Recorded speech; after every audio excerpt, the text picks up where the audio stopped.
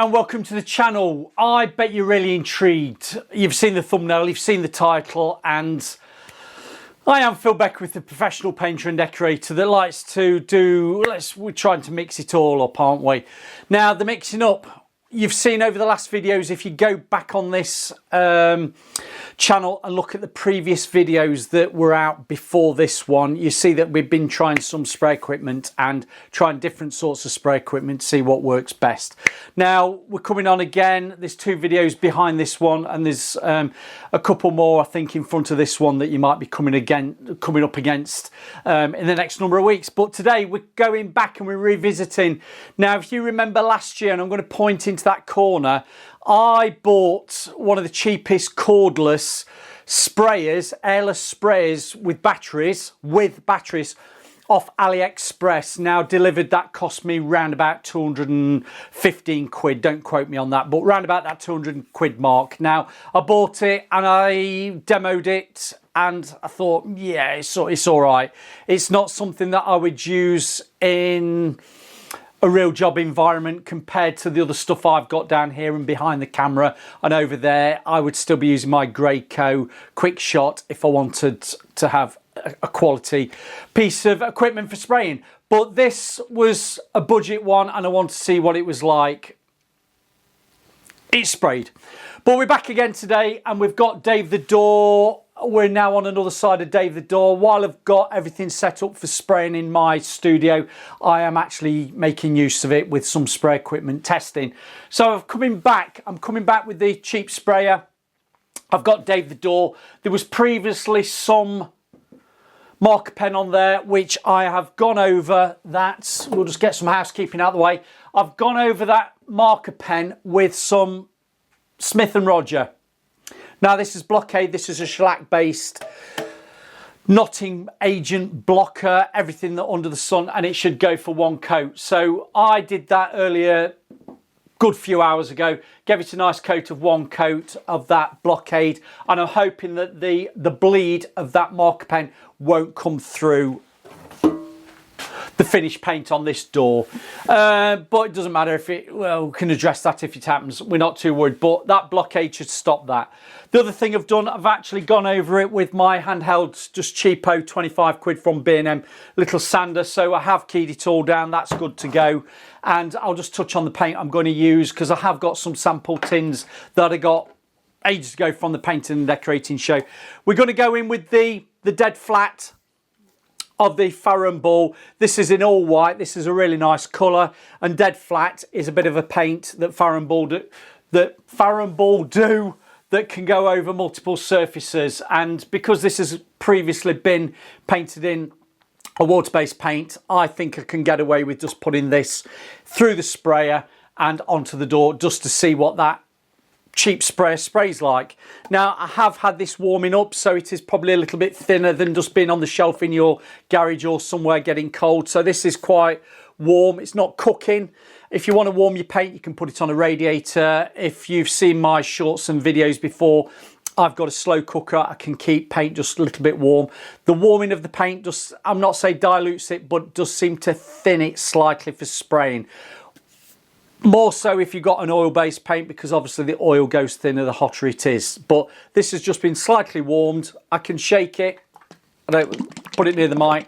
It does sound thin. It's a brand new tin. This will be really good. You won't need to put any water to it. So that's what I'm going to be spraying with. And if you want to just have a look at the sprayer, it's a heavy lump of a cordless sprayer. There's a battery. You get two batteries with it. You've got the unit. That'll hold a good litre of paint. Again, watch that video. I go more in depth with it. It's got a regulator, shall I say, for your spray pressure. The lower it is, the less pressure going through it. The higher it is, the more pressure will go through it. What you've got to be mindful of is you've got, mind the cable, it's very stiff.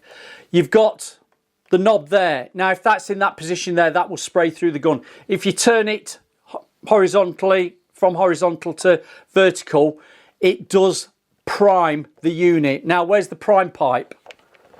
It is literally underneath there, and I'm just going to say to you, you can't see it, it's just there. If you turn it to prime, paint or water, whatever you're flushing through it, will come out the bottom. So just be mindful when you're priming it, have it over a bucket, because it will go straight onto the floor or over yourself. If you know what you're doing with it, you'll be fine. But that's where we are at this moment. I have ran some water through it, so I know it sprays all right. And what I have done, because the kit for this AliExpress sprayer does come with a spray guard, it does come with a spray tip, which is actually,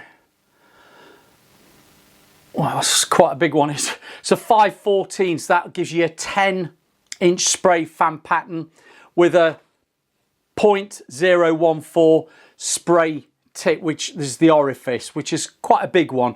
I don't want to spray with that. I want to do some fine finish work on Dave the Door.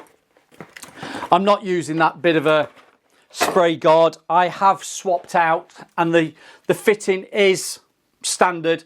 I put a Graco spray guard on, and I'm spraying with the green, which is the fine finish tip, and that is a 310. That will give me a 6-inch spray fan pattern with an orifice of 0.010, so that's quite small. That is a good all-rounder for doing your woodwork.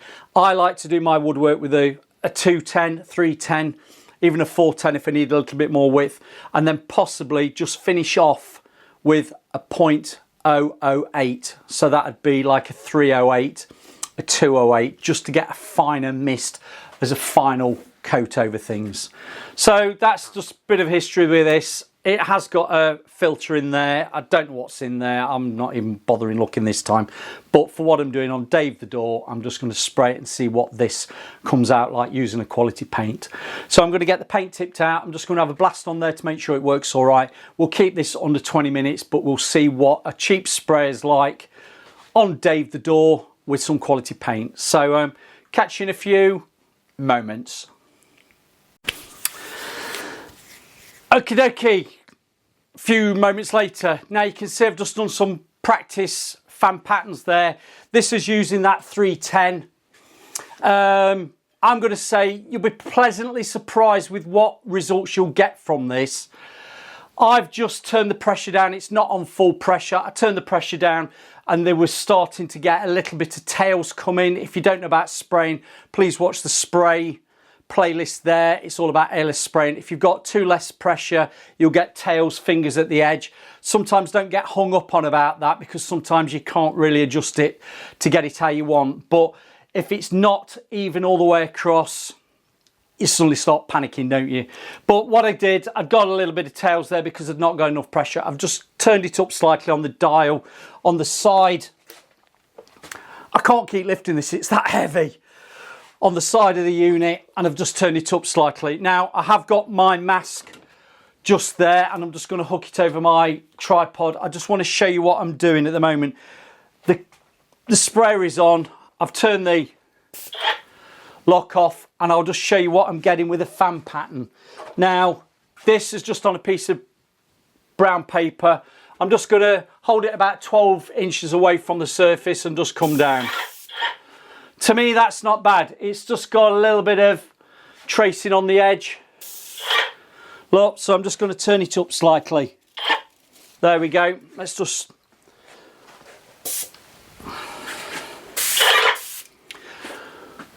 try a little bit more.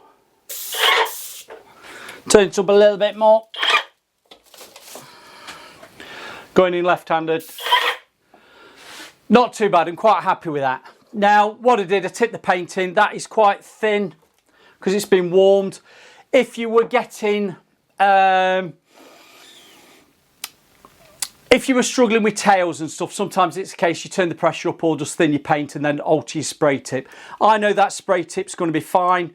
310's a really good one to spray with, so no apprehensions about that. The 310 will give me a 6-inch fan pattern. When I come down the door, that's probably a little bit too big as a 310. I'd probably be better with a 210. But you'll do a 50-50 overlap. If you're too close to the surface, you'll overload the paint. If you go too quick, you won't be putting enough on. If you're too far away, you won't be putting enough on. But if you're too close and then you're going too quick or too slow, it's all adjustments. So just go with a nice pace. Keep that 12 inches away. Make sure it's not overloading it, and keep fluid. Keep actually perpendicular to the surface. Don't be arcing it. You see a lot of people who get into spraying and they probably come from a car body spray background and they're arcing it. Painting in a domestic house, spraying with our sorts of paints is a total different kettle of fish to somebody that's been car body spraying that seems to be wafting it all over the place. We try and keep a little bit more control over the overspray, the mist in the air, and it's inevitable that you will get a little bit of bounce back in the air if you're too close or too far away. But if you've got the right system in place with, I've got down here, I'm not turning it on now, I have got a dust blocker extractor to suck out anything in the air. They're all things that can help you. But for this experiment, we're only doing the door, so we should be good to go. I will put my mask on and I'm going to go top to bottom. I'm quite happy. I'll turn the lock off again. I'm quite happy how that's spraying. If you do get a blockage, just turn, it's just blocked then. Turn it the opposite way around, spray it into your slot bucket down there because that will free up any blockage in the system. So let's get the mask on and see how we go. We're doing well.